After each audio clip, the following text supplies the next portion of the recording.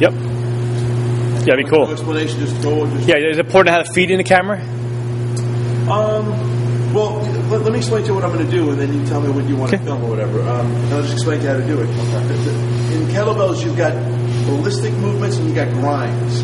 The ballistic movements are any kind of swing, pull, snatch, or clean. Those are called ballistics. And the grinds are your presses and your Turkish get-ups. Okay? So you're grinding out the reps. That's a grind. Okay? So, but when you do a ballistic movement, the stance is important, and it's the same kind of principle as if you were going to jump up and touch the ceiling. You would load your hips back, and then you would jump. So when you do a kettlebell swing or a snatch or any kind of ballistic move, it's that same principle. You get in your athletic stance. So the creases in your hips, you want to push them back. It's not a squat. Kettlebells are not.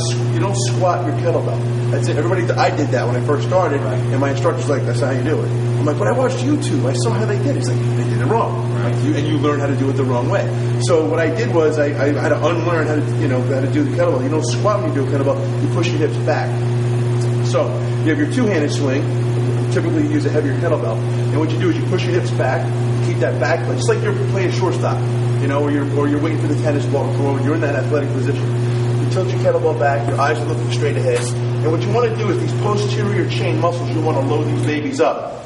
And so what you're doing is you're driving your hips forward when you come out of this position. So you're going to hike the kettlebell behind you, and you're going to stand straight up like you're doing a deadlift. But you're going to come up so powerfully that the kettlebell comes off your body. So the objective is not so much how high can I raise the kettlebell. We're not really using the arms. We're using the hips.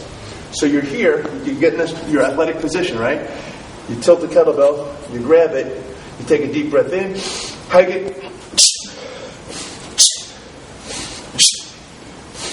My arms are relaxed. My shoulders are down. I'm driving my heels down into the floor.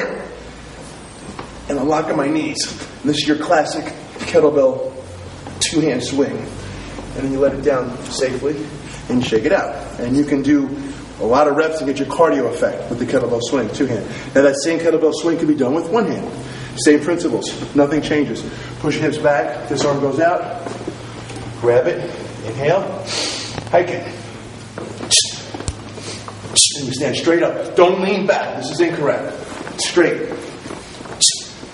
Keep the kettlebell high off the floor. Your wrists real close to your crotch. When you change hands, catch it when it's up in the air, and switch. Boom. Boom. And then let it come down. That's your one-arm swing. The next move is the kettlebell high pull. Great move to work the rear shoulder. A lot of people have problems because they do so many push-ups or bench pressing. Their front delts are so big, rear delts get neglected. So, good exercise. The high pull. Again, load it the same way. Inhale. Pull. And you punch it when the kettlebell feels light. Punch it and re-hike it through. Hike it all the way behind you. That's your kettlebell high pull. And then when you're done, you let it down. The next move, the king of all, the snatch. Again, same principle. Push hips back. Get in that stance. Hike it, inhale, and snatch. And then bring it down. Try to get the arm straight a little bit behind your ear, or even with the ear, and they come through, and snatch.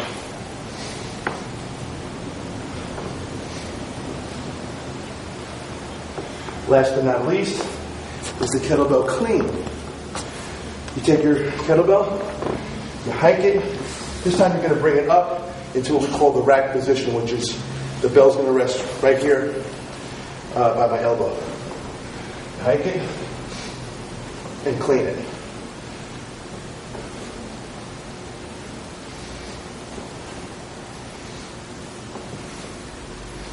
And that's your kettlebell clean. So those are your ballistic moves. Then you have your grinds. So a grind would be your military press. You clean it first into the rack. Get yourself set. You squeeze your fist. Squeeze the handle. Take a deep breath. Tighten your gut and your glutes. Inhale. Press. And then bring it down to the rack. Now don't let it just plop down. That's bad.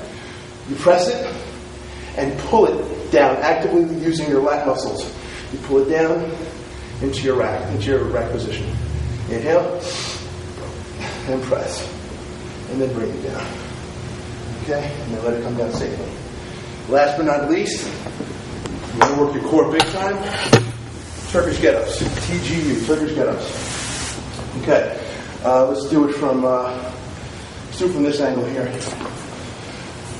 Okay. Turkish get-up. Been around for a couple hundred years. Turkish wrestlers use this to get in shape and also will give you functional strength because you're starting from the floor and you're going to come all the way up. Okay, the correct way to do a Turkish get-up is to roll over into the fetal position. You grab the kettlebell with the bottom arm, overlap here, and pull your elbows into your body. And then from here, you let your body go onto the back position here and press it up with two hands. Other hand comes down. My right arm is up, so my right knee is going to stay up and my left leg will go down.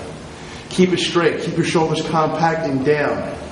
Okay? You should be nice and strong. What I'm going to do is sit up into the elbow position. So I'm going to come up into my elbow. This elbow here. And I'm nice and strong. I'm not collapsed here. I'm driving it up. Actively pushing that kettlebell up. Then I come to the straight arm. Again, I don't collapse my posture. I keep everything tall. Then I'm going to drive this heel into the mat, into the bridge. Actively using my glutes. Then I'm going to take the leg that's extended, bring the knee right close to my hand. My eyes will never leave the kettlebell. I'm always looking at that kettlebell. Then from here, I'm going to pivot and face that direction. I'm going to face the lunge position. I stand up, boom. Okay? And then you just reverse it. You step back. Now, I'm going to look at my kettlebell. My hand's going to go next to my knee. I'm going to pivot my back foot, or windshield the back foot. That back foot now goes to the bridge. I come down to my tush, to my elbow, and to my back. If I want to continue on, I can continue on with this arm. Or if I'm finished, both hands come to the kettlebell, knees come together, bring it safely down to your side, roll down. And if you want to go to the other side, you halo around your head, and then you start on this side. So again, you can grab it with the bottom arm, overlap here, elbows into your body. And the reason we do this is because if I try to just pull this kettlebell into my position here, I'm going to tear my rotator cuff. I don't want to do that. So I'm going to safely bring it in, let my body do the work. Come up. You can press with one or two hands, get it comfortable, and then it goes down. This hand's going to be at 45 degrees. And what again I'm going to do is sit up. I'm going to sit myself up and come up to the elbow position. But it's important to keep this elbow nice and shoulder compact and down. Never let your shoulders come close to your ears. Keep them away. So from here, I'm looking up. I sit up to my elbow, to the straight arm, to the bridge. I need a hand. Pivot. Now I'm going to look straight ahead. Keep this kettlebell behind you, or straight up, I should say, vertical. And then you stand. Boom. And come back. And I pivot. Look at my kettlebell. Go to the bridge. Come down to my tush, my elbow, and then down to my back. And again, if I want to continue on, I go right back up for another rep if I want to. If I'm done, knees together, hands come to the kettlebell, guide it down, and put it down. And that's your kettlebell Turkish get-up. And I'll tell you what, since doing those, my abs got really good development. So that's my Turkish get-up. What other things can you guys